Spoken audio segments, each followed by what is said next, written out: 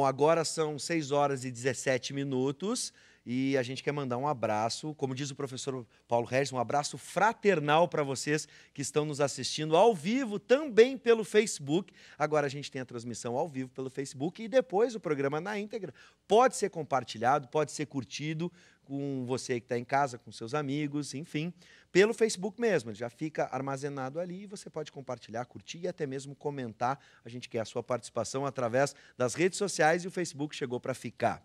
Bom, vamos começar o quadro agora, né, Direito em Pauta. O novo Código de Processo Civil entrou em vigor há, vamos ver, quanto tempo aqui? Me ajudem, vamos ver. Entrou em vigor há 1 ano. Ele substituiu o que vigorava desde os anos 70 e trouxe mudanças na conciliação entre as partes, prazos e até mesmo na ordem de julgamento das ações na Justiça. Por isso, é bom ficar atento. Preste atenção no quadro Direito em Pauta.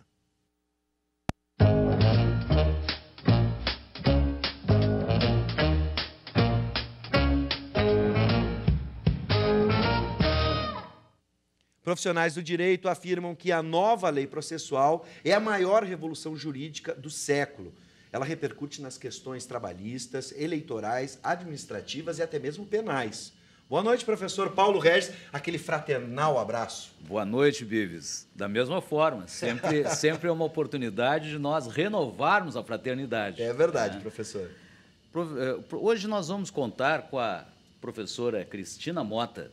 Professora Cristina Mota, ela é doutora em Direito Processual, mestre também em Direito Processual, já foi coordenadora de curso de especialização aqui na nossa UBRA e, atualmente, ela leciona Direito Processual na Unicinos. Mas tem uma característica, Bives, que é muito interessante. A professora ela está coordenando o 2º Congresso de Mulheres no Processo Civil Brasileiro. Professora, seja bem-vinda e também contamos com a presença, como sempre, do professor Jorge Trindade, que é professor de Psicologia Jurídica no campus de Canoas. Bom, professor também, bem-vindo. Obrigado. É uma alegria sempre Sim. estarmos juntos. Vou precisar da ajuda. Eu já falei hoje, antes, com os nossos convidados, em especial a professora. É uma área bem específica dentro do direito, mas que, como eu disse, interfere na nossa vida diretamente, até mesmo você aí, que não é da área.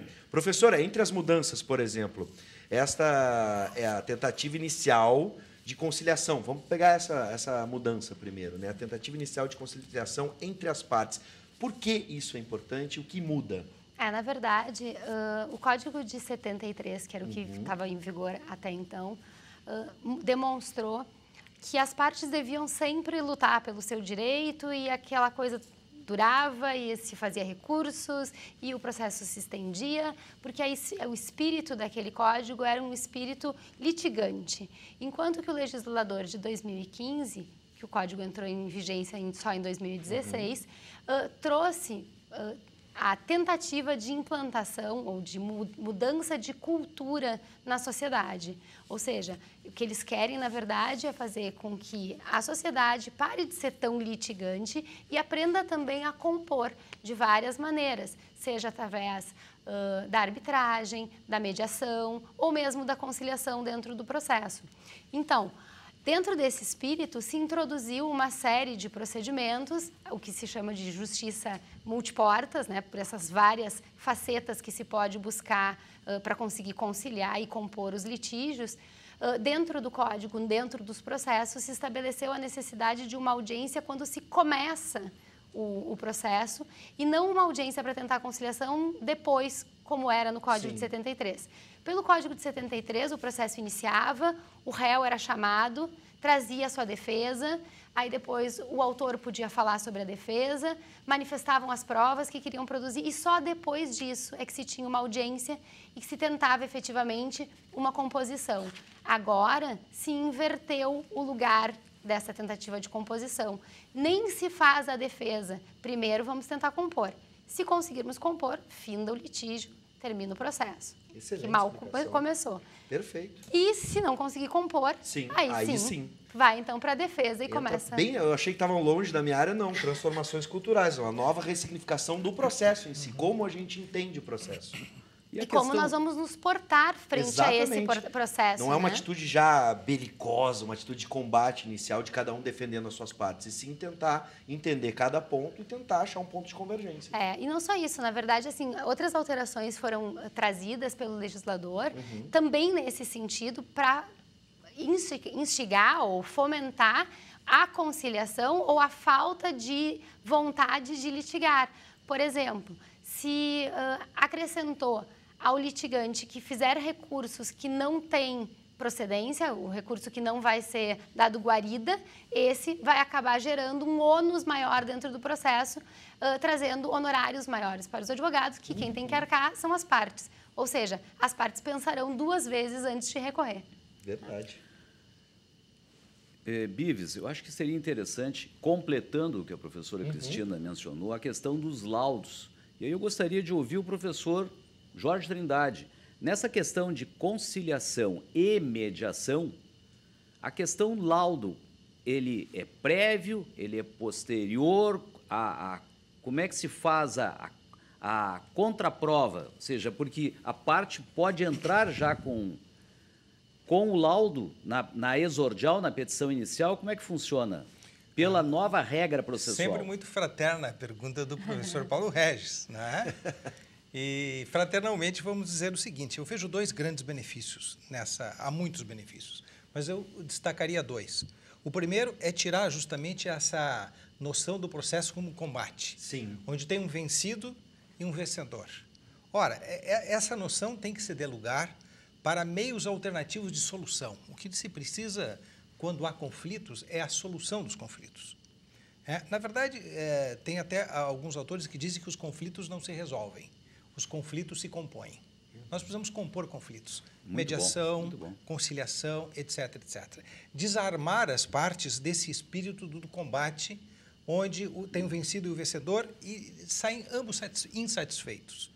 Com a técnica alternativa que o Código de Processo incentiva, é um dever do juiz, é um dever do Ministério Público, é um dever dos advogados, de todos os participantes do processo proporem as técnicas alternativas, todos saem vencedores. Né? Cede um pouco aqui, ganha um pouco lá, mas todos saem vencedores. O segundo aspecto que eu gostaria de destacar, eu acho que a professora há de concordar comigo, é que agora, quando se ingressa com um processo, ou quando se ingressa com uma resposta, uma contestação ao processo, hoje se pode, desde já, se juntar, quando é o caso, um laudo médico, ou psicológico, ou psiquiátrico, não sendo necessário, obrigatoriamente, que lá no meio do processo, o juiz determine uma perícia. Claro que ele poderá sempre determinar uma perícia, mas ele poderá, a parte, fazer desde já, quando ingressa com um processo e tem um tema de doença mental ou um tema de natureza psicológica ou médica, ele já pode juntar, fazendo uma prova prévia, evitando que a parte tenha que se submeter ao desgaste de uma longa perícia no decorrer do processo. E a mesma coisa acontece na contestação. Se quem contesta um processo tem que alegar um tema relacionado a uma doença mental ou um tema psicológico, ele já junta uma perícia, evitando que a pessoa tenha que se submeter no decorrer do processo a um longo processo pericial. Perfeitamente. Eu acho que isso é Mas nós temos uma outra questão, Bives. Por favor, professor. E aí é interessante que o nosso telespectador veja aquela tela, né, aquela imagem que está na tela. Segundo o Congresso Mulheres no Processo Civil Brasileiro. Professora Cristina, isso tem alguma relação com feminismo? Tem alguma relação lá em 1911, quando as mulheres iniciou o Dia Internacional da Mulher? Isso tem alguma relação com a questão do empoderamento da mulher? Por favor, nos esclareça. Professor Paulo Regis, a área do processo civil é uma área que ela é dominada majoritariamente por homens. Dominada? Dominada. Né? O senhor concorda, professor? Olha, eu não sei É uma estatística. Mas no processo penal também é muito reduzido o número de mulheres. Na verdade, a gente vê que há uma tendência... Vamos ver agora por quê. A gente teria que analisar vários contextos, exatamente. Mas há uma tendência que as mulheres que se dedicam ao direito migrem para outras áreas, que não são as processuais. às vezes para o direito de família, às vezes para o direito do trabalho, mas é mais comum termos professoras ou estudiosas, mulheres nessas outras áreas do que no processo. E o IBDP, que é o Instituto Brasileiro de Direito Processual, tem notado essa ausência da participação relevante de mulheres, não da participação, mas da participação relevante de mulheres, seja em mesas de trabalhos de congressos, seja em publicações, e no espírito de tentar fomentar a participação de mulheres, criou um projeto que se chama Mulheres no Processo Civil. E esse projeto, ele tem vários segmentos ou pequenos projetos para incentivar essa participação feminina. O Congresso Mulheres no Processo Civil Brasileiro é sim para dar maior visibilidade às mulheres. Mulheres essas que serão as painelistas e as palestrantes do processo. Mas os processualistas do gênero masculino também estão convidados, né, professora? Estão convidados, estão integrados a essa comunidade. E participarão também da... Participarão, serão os presidentes de mesa e serão os debatedores. Como a ideia não é criar uma segregação, um espaço a mais do que o já existe, na verdade é integrar as mulheres ao espaço esse que já existe, nada mais coerente do que fazer conviver homens e mulheres nesses debates, mas dando um protagonismo maior à mulher. A senhora coordena essa... Eu sou a coordenadora local, né, desse Sim. projeto que é do IBDP, que o IBDP é nacional. Sim. Nós estamos na 2ª edição e a ideia é que isso se propague, né, e tenhamos outras edições além dessas.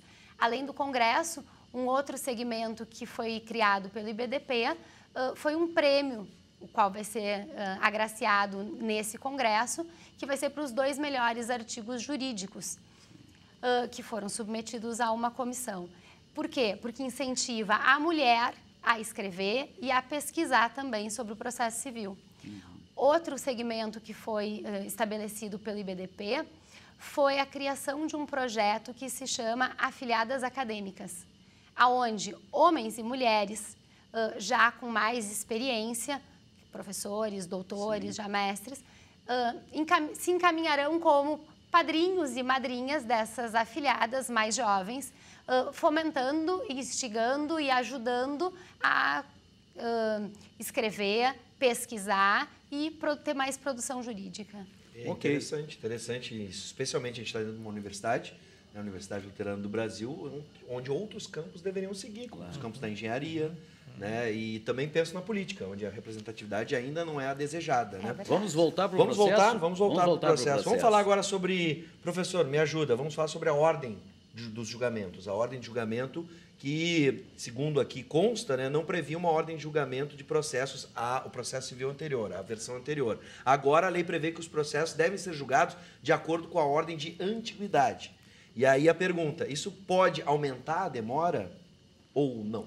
A ideia é que se siga uma ordem, porque, na verdade, ninguém vai esperar um que não está pronto para julgamento, um outro que já esteja. Ninguém vai passar na frente à medida que esteja pronto. Então, eu tenho aqui 10 processos prontos para serem julgados, ele vai julgar primeiro o mais antigo. Sim. Agora, se o segundo, que era da fila, não chegou no momento de julgamento ainda, não vai se esperar. Então, não vai acarretar uma demora maior, não. A ideia simplesmente é para se sistematizar e justamente para não haver uma disparidade, onde alguém pode passar na frente de outro, né, um julgamento acarretando talvez um prejuízo. Professora, 2 aspectos que nos parecem assim, muito importantes para os operadores do direito e nós gostaríamos de saber quais são os reflexos para a sociedade. Um é em relação a precedentes, ou seja, o nosso telespectador precisa entender que são julgados que já ocorreram em alguma matéria. Quando a matéria volta a ser objeto de deduzida em juízo, já existe um julgamento anterior. Então, eu gostaria de ouvi-la, professora, nesse aspecto. E outro aspecto é em relação aos recursos. Né? A procrastinação de recursos, aquelas medidas que muitas vezes elas não têm outro espírito, senão, desculpe a expressão chula, mas ir levando com a barriga, ou seja, empurrando o processo. Por favor, professor. Bom, a questão dos precedentes é realmente uma questão muito importante a ser tocada, porque a gente está importando um modelo que não é o nosso, né? A gente está importando uma técnica de julgamento através dos precedentes que ela vem dos países do common law, enquanto nós adotamos o civil law. Nós julgamos baseado em leis e não no precedente. Julgávamos, né? Então, estamos importando agora essas novas ideias. E dentro dessa concepção de trazer os precedentes, o legislador acabou agregando ao Código as formas como vai se estabelecer esses precedentes. Então, não é simplesmente porque já se julgou alguma vez uma batida num carro, um carro bate no outro, não é por isso, não é assim que se forma um precedente. Existem critérios que vão ser levados em consideração para formar o precedente. Um desses critérios é que seja uma causa que tenha repercussão ou reprodutividade na sociedade, ou seja, eu vou ter vários processos dessa forma ou eu já tenho vários processos sobre determinada matéria e onde são matérias específicas que como ficam consumidor, delimitadas. Que envolvam questões econômicas, também, bancos, normalmente são repetitivos, né? Não só a questão não só os repetitivos, porque os repetitivos são uma das formas de se criar um precedente.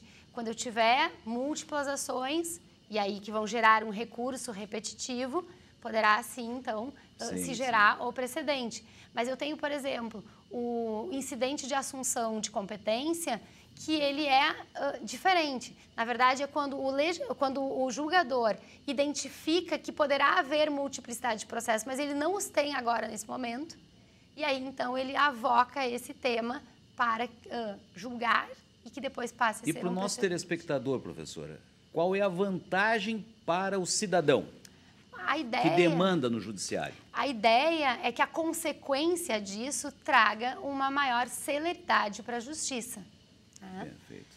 Mas para isso vai ter que haver uma adequação do modo de julgar. Sim. Porque não dá para simplesmente aplicar o precedente sem nenhum tipo de critério. Então, esse legislador, ao aplicar o precedente, ele vai ter que ter muito mais cuidado e uma técnica específica para fundamentar, que é o distinguish, né, para chegar à conclusão que efetivamente é aquele caso ou que não é e afastar o precedente e poder julgar de uma maneira diferente. Então, tem que sim ter um cuidado muito grande para se chegar à conclusão que vai aplicar ou não vai aplicar, sob pena de se ferir o direito de alguém. Bom, para quem achava que o assunto era extremamente técnico, professor, não envolve diversas esferas da nossa vida, né? Eu sugeriria, Vives, assim, ó. Eu já sei, é o que eu estou pensando. Vamos ver se eu acertei. Por exemplo, ficaram de fora, tá? Que a gente não chegou a tratar hoje sobre a personalidade jurídica, a possibilidade dos sócios poderem ser efetivamente responsabilizados. Também temos as questões dos honorários advocatícios e outras mudanças no procedimento que envolve, por exemplo, os advogados do meu querido Brasil. A minha sugestão, já fica aqui o convite para que a professora retorne numa outra oportunidade e a gente possa avançar dentro dessas mudanças dos processos, né, do processo civil. Flexibilizando, eu pediria assim, numa apertada síntese, tá? Qual foi, no seu entendimento como professora, como operadora do direito, qual foi a grande conquista para a sociedade brasileira, esse novo CPC? É uma grande tentativa de se mudar uma concepção de forma de litigar. Se vai dar certo, a gente aposta nela, né? Sim. Mas a gente ainda somos um balão de ensaios. Quer dizer, a gente não tem ainda um feedback do que vem acontecendo ao longo de um ano para dizer que se isso tem efetividade ou a efetividade que deveria ter. Eu posso dar o pitaco ainda Claro. final? Por favor, professor. Na administração, na economia, se fala muito naquela coisa do ganha-ganha. Eu faria um paralelo para dizer o seguinte: sai o ganhador e o perdedor e troca para a cultura do ganha-ganha. Essa é a cultura que a gente tem que implementar. Perfeito. Na verdade, tem que se implementar a cultura. Então, exatamente. O grande reflexo da alteração do código não vai se dar hoje ou no ano que vem, e sim vai ser No decorrer da aquisição dessa cultura. Exatamente. Bom, Fica aqui o convite, professora Cristina obrigada. Mota. O nosso fraternal abraço aos colegas da Unicinos também. E seja muito bem-vindo e a gente espera o retorno, então, para a gente poder continuar falando sobre o CPC. Sem dúvida. Muito sem bem, dúvida. professor. E quinta-feira... Até a próxima quinta. Até a próxima quinta. Muito obrigado, com o Código professor. Muito obrigada. Sejam Muito obrigado. sempre bem-vindos.